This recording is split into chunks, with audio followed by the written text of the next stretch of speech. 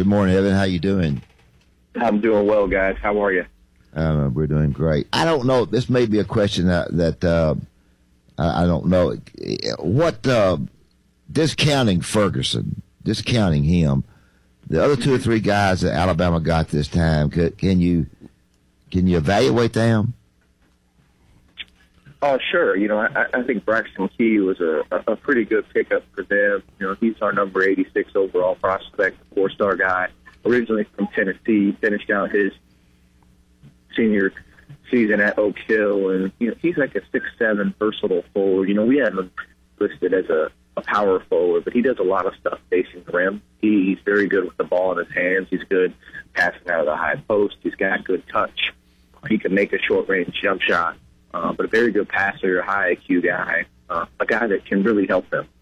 Okay. And unfortunately, I haven't seen Armand Davis, the junior college prospect out of Southern Idaho, committed back in September, but I've heard good things. He's got good size, 6'6", originally from Washington. So, right now they have a two-man class. Yeah, so they got a two-man class. They also have Nick King, transfer from Memphis, and then Avery Johnson Jr. So there's four newcomers coming in. Let's turn to Terrance Ferguson for a second. We've been hearing the rumblings about, obviously, when the kid did not sign early, there's a possibility of him maybe decommitting, whatever that means, and look at opening up his recruiting. Just kind of tell us what you know about that situation. Yeah, Terrance did decide to go ahead and open up his recruitment. He actually took an unofficial to Alabama this past weekend. I think this is something he's been thinking about for quite some time. You mentioned him not signing in November. He had previously committed back in mid-August, but as you mentioned, there's been some rumblings for quite some time. I spoke to his high school coach yesterday, Ray Forsett, and he said that it was something that Terrance just wanted to go ahead and do and make sure he was making the right decision. And so that's what they did. And as of now, he's backed off that pledge from Alabama. Could you tell if it was anything on Alabama's end, or was it just something that he wanted to kind of open it back up now that, season's getting ready to end here and probably not too long where he could take some visits, or was there a problem on this end? I don't know if there was necessarily a problem. I think it's something, as I mentioned and you mentioned, he's been thinking about for quite some time, and it just made sense for him to do it at that time. I think he will probably try to take some other visits and see what else is out there and examine his recruitment. I know he mentioned, or Ray Forsett mentioned, that Alabama would still be in the mix. It would kind of surprise me. Kids usually don't recommit to schools if they back off from it. Happened very, very few times. But I don't think it was necessarily anything on Alabama's end. I think he just wasn't sure about his decision and wants to look around. Evan, we've got four new coaches in the league, the conference. I'd like to ask this question, kind of a twofold question. Of those four coaches, how do they seem to be doing, and also how does the league seem to be doing?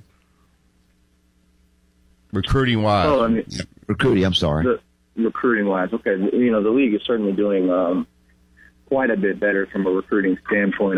Ben Howland, what he was able to accomplish on the recruiting trail this year is very impressive. He's put together the number 5 overall recruiting class in the country, and the number 2 in the SEC behind Kentucky, who has had the pole position of the SEC and basically the country for the past 8 years. But Ben Howland did a really good job at 7 commitments, 4 in our top 100. Right. 5 stars, so he's done terrific. Outside of him, Alabama with Terrance Ferguson had a top 15 class. Without it, it's probably going to move outside our top 25. I think Bruce Pearl has done some nice things. Getting a guy in Mustafa Haram was a big deal. He's a 5-star prospect, ranked among our top 25 players. They've done a good job in 17 too. Pearl's got a kid named Austin Wiley. Really talented big kid out of Alabama. You probably have heard of him. Parents both played at Auburn. So he's going to be a really good pickup for Auburn. So, I think as of now, Mississippi State and Auburn, of the kind of new coaches, have done the best job recruiting. Obviously, Alabama would certainly be in that mix if they had been able to hold on to Terrance Ferguson. But I think Avery Johnson clearly has that program moving in the right direction. We're talking with Evan Daniels with Scout.com. In the class of 2016, how many guys are still out there that can make an impact? And do you know of any of the guys that maybe Alabama and Auburn are on that they're still trying to sign in the late period? Well, there's really not that many left. I don't have the exact number, but I think it's right around 10 players in our top 100 that are still available. This late in the game, it's hard to just jump into recruitment and be able to go out and get somebody. So, the top 25 kids, top 50 kids, they're pretty further along in their recruitment. I know Alabama has dabbled with a kid named Bruno Fernando out of Mount Bird in Florida. He's a 6'10" center prospect. I'm not quite sure how deep they are in that deal, but I know that they have evaluated him a handful of times. So, I think that as this is what usually happens late in the season. There's college coaches movement over the next month. There's going to be kids decommitting and looking around, and there's going to be plenty of graduate transfers and transfers. So I'm sure that Alabama will be pretty aggressive on that market. Well, I think we have we never have had, even when I was doing it, big numbers, but it seems like that we have a pretty decent junior class in the state, up near Huntsville and Pelham and various areas in the state. Is that correct or incorrect? Well, I mean, there's certainly a couple of pretty good players in the state right now. Austin Wiley being one of them, Jamal Johnson being one of them. Yeah. Alex Reese is a very talented kid, a guy that can really shoot the basketball. So, yeah, there's certainly some pretty good young players. I actually think there's a pretty big event going on this weekend. I don't know what city it's in, but the Hoop Scene guys are doing a basketball camp, and I know they're excited about the group of Alabama prospects headed to that deal. So, I think the state has certainly picked up from a talent standpoint, and there's some top 100 prospects in the state right now. Evan, tell us about Kentucky's recruiting class. Do they have another stud reclass coming in? Who all they picked up in their early signing period? I must say I failed to mention the best prospect in the state, John Petty. He actually plays in Birmingham tonight. I know Kentucky's recruiting Petty along with Alabama, Auburn, NC State, several people. Yeah. I had to mention them, but Kentucky's recruiting class is really good. I mean, it's probably crazy to say, but it's maybe as good of a class as he's recruited at John Calipari's recruiting at Kentucky. And it's got 3 guys ranked among our top 10 prospects in De'Aaron Fox, Blake Monk, and Wyndon Gabriel, and then another guy in Dan Adebayo is in our top 15, and Sasha Pulley-Jones, who's also a McDonald's All-American. So they landed 4 McDonald's All-Americans, and the 5th kid, the top 10 player that wasn't eligible for the game. So this is a class that's really going to give them a boost, but I think that's what they're used to at Kentucky. They always have good freshmen, and next year it's going to be no different. Evan, tell the people, I'm familiar, Dad's familiar with AAU basketball, and I know Nike has a camp, Under Armour, everybody has all their camps now.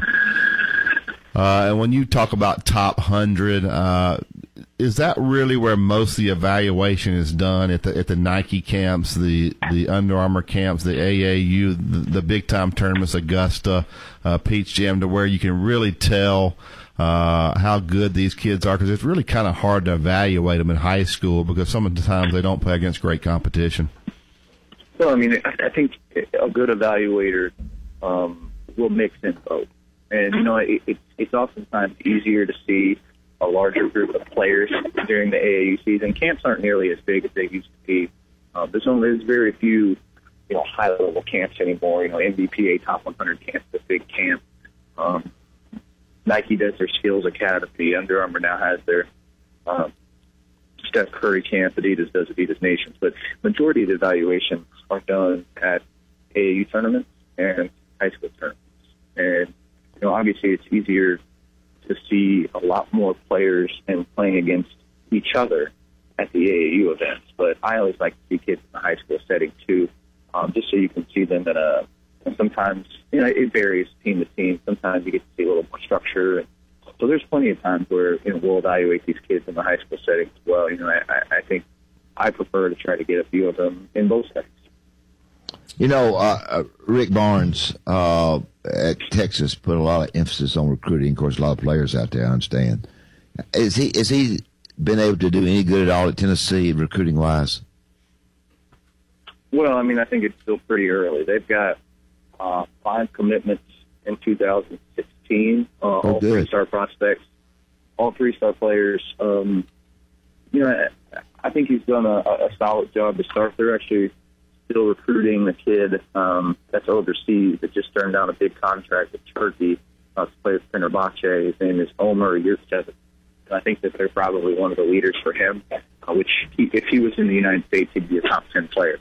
But there's still a ways to go. They've got a solid class full of 3-star prospects, and I think that they'll try to use that as a stepping stone and build on it for next year.